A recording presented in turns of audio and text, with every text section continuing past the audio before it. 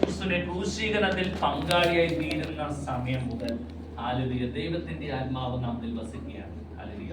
ദാവീദ് പറയുന്നുണ്ട്, ഹല്ലേലൂയ, ദൈവമേ എന്റെ പാപങ്ങളെ കാണാതെ വണ്ണം നിന്റെ മുഖം മറയ്ക്കണമേ, എന്റെ അകൃത്യങ്ങളൊക്കെയും മായ്ച്ചു കളയണമേ. ഹല്ലേലൂയ. സ്തോത്രം.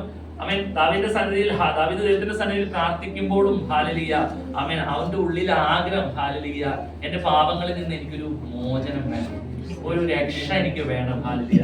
ചെയ്തുപോയ പാപങ്ങളെ കുറിച്ച് ദാവീദിന് നല്ല ബോധ്യമുണ്ട്. അതുകൊണ്ടാണ് ദാവീദ് എടുത്തു പറയുന്നത്, എന്റെ പാപങ്ങളെ കാണാതെ വണ്ണം നിന്റെ മുഖം മറയ്ക്കണമേ. ഹല്ലേലൂയ. എന്റെ അകൃത്യങ്ങളൊക്കെയും മായ്ച്ചു കളയണമേ.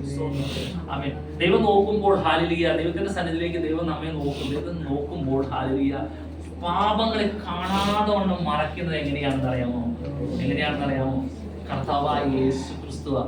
ആമേൻ. യേശുവിന്റെ രക്തം സകല പാപവും പോക്കി നമ്മെ ശുദ്ധീകരിക്കുന്നു. പാപങ്ങളെ കാണാതെ വണ്ണം മറയ്ക്കുന്ന വൽപ്പനായ ദൈവം.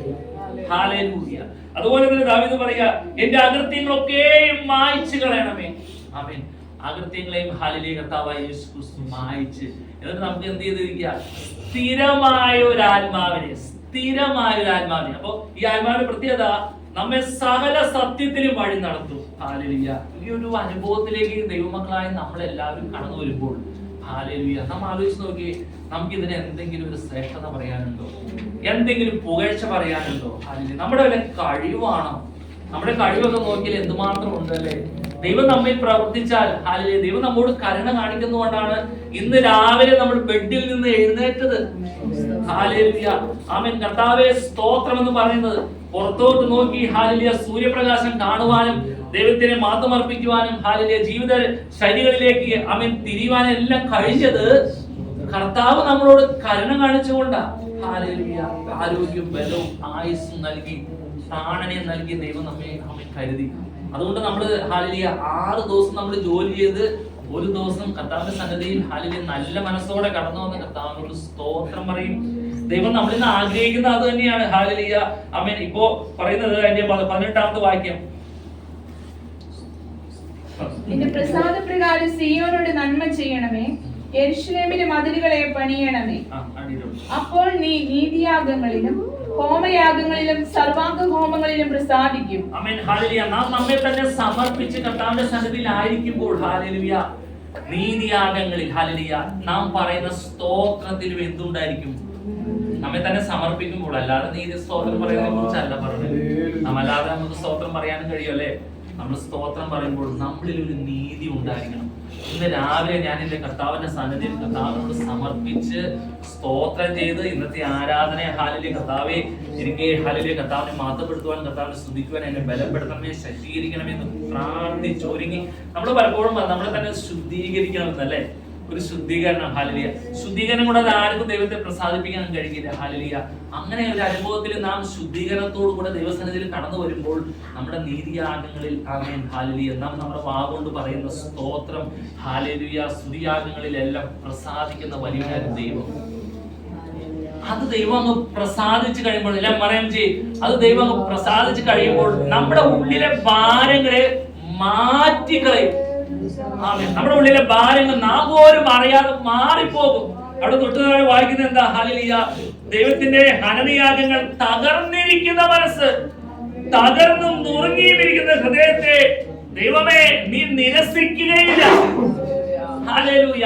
തകർന്നിരിക്കുന്ന ഒരു മനസ്സ്. ഹല്ലേലൂയ. നമുക്ക് പെട്ടെന്ന് നമുക്ക് ഒരു വിഷമവും ഭാരവും ഒക്കെ കടന്നു വരുമ്പോൾ ഹല്ലേലൂയ നാം ഈ ഭൂമിയില് ഏറ്റവും കൂടുതൽ ആരെങ്കിലും അടുപ്പമുള്ള ആളുകളോടല്ലേ ഒന്ന് തുറന്ന് സംസാരിക്കുമ്പോൾ നമുക്കൊരു ആശ്വാസം ലഭിക്കും. പക്ഷെ ആ ആശ്വാസം പലപ്പോഴും ശാശ്വതമായ ഒരു ആശ്വാസം ആയിരിക്കില്ല. നമ്മൾ വിശ്വസിച്ച് പറയുന്നത് പലതും പബ്ലിക് ആവും, അല്ലെ? പബ്ലിക് ആവും. ഇത് പബ്ലിക് ആയാൽ ഹല്ലേലൂയ പിന്നെ ഉണ്ടാകുന്നത്, പിന്നെ അവിടെ സന്തോഷമല്ല ഉണ്ടാകുന്നത്, നമ്മളിൽ ഒരു ഇറിറ്റേഷൻ, ഒരു വെറുപ്പിന്റെ അനുഭവത്തിലേക്ക് മാറും. പക്ഷേ നമ്മുടെ കുറവുകളെല്ലാം ഹല്ലേലൂയ ഏറ്റവും നല്ല സ്നേഹിതനായ നമ്മുടെ കർത്താവായ യേശു ക്രിസ്തുവിനോട് നാം ഒന്ന് പങ്കുവെക്കുമ്പോൾ ഹല്ലേലൂയ ഒന്നൊക്കെ തുറന്ന് സംസാരിക്കുമ്പോൾ ഹല്ലേലൂയ അത് കേട്ടിട്ട് അതിന് മറുപടി നൽകി ഹല്ലേലൂയ നമ്മെ പുതുജീവൻ നൽകി വഴി നടത്തുന്ന ഒരു വലിയനായ ദൈവമാണ് എന്നെ നിങ്ങളോട് കൂടെ ഹല്ലേലൂയ. ഈ കർത്താവായ യേശു ക്രിസ്തു സ്ഥിരമായ ആത്മാവിനെ നമുക്ക് നൽകിയത് എന്തിനാണെന്നറിയോ? സ്ഥിരമായ ആത്മാവിനെ. പരിശുദ്ധാത്മാവിനെ നൽകിയത്. ഹല്ലേലൂയ. ആമേൻ. നീ ഈ ലോക അതിന്റെ വാക്യം പറഞ്ഞേ. പരിശുദ്ധാത്മാവ് പ്രവർത്തിക്കുന്നത് പാപത്തെക്കുറിച്ചും നീതിയെക്കുറിച്ചും വരുവാനുള്ള ന്യായവിധിയെക്കുറിച്ചും ബോധം വരുത്തും. ഇതാ ദൈവത്തിന്റെ ആത്മാവിന്റെ പ്രത്യേകത.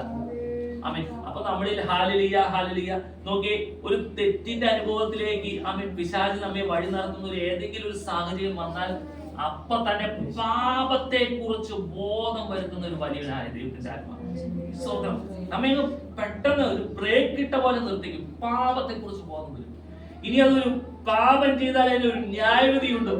ഹല്ലേലൂയ. ഇത് ബോധപ്പെടുത്തി നമ്മെ ഹല്ലേലൂയ അതിൽ നിന്നെല്ലാം മാറ്റി ആമേൻ നല്ലൊരു ആത്മാവിനെ നൽകി. ആ ആത്മാവിന് നല്ല പരിശുദ്ധ നമ്മുടെ ഉള്ളിലെ ഹൃദയത്തിന് കളങ്കം തട്ടാതെ സൂക്ഷിക്കുന്ന നല്ലൊരു അനുഭവം. ഹല്ലേലൂയ.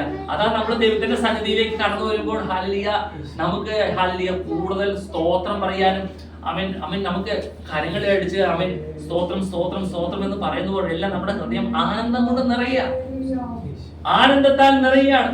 ആമേൻ. ഒരു പാട്ട് പാടി കഴിഞ്ഞാൽ ആ പാട്ട് പാടിയ അനുഭവങ്ങൾ ആലോചിക്കുമ്പോൾ ഹല്ലേലൂയ നടത്തിയ വിധങ്ങളെ ഓർക്കുമ്പോൾ ആമേൻ സ്തോത്രം എത്ര സ്തുതിച്ചാലും മതി ഒരിക്കലില്ല. എത്ര സ്തുതിച്ചാലും നമ്മുടെ കഴിവല്ല പ്രിയമുള്ളവരെ നാം നിലനിൽക്കുന്നത്. കർത്താവ് നമ്മളോട് കാണിക്കുന്ന കാരുണ്യമാണ്. കർത്താവ് നമ്മളോട് കാണിക്കുന്ന ദയയാണ്. അവിടെ തന്നെ പറയുന്നത് നിന്റെ കരുണ പ്രകാരം നമ്മളെ വായിക്കുന്നു.